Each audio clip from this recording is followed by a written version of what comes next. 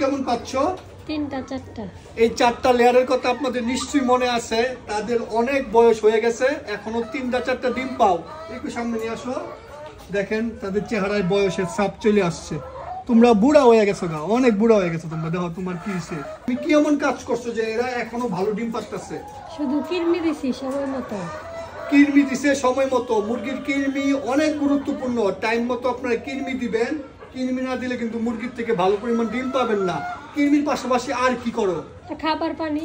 পানি কি দাও? সাদা পানি। দেখছেন, শুধু সাদা পানি না, আমরা এখনো 3টা 4টা কিরমি দিছি টাইম মতো।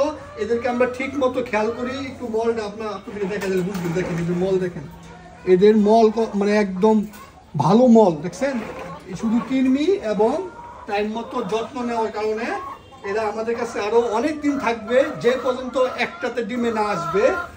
এদের জন্য আপনারা দোয়া করবেন। এই পাশে কিছু আছে, এদেরকে আমরা বিক্রি করে দেবো, পরে বেচবো, এটা অন্য হিসাব। এরাও ডিম পারতেছে, 2টা ডিমে চলে আসছে।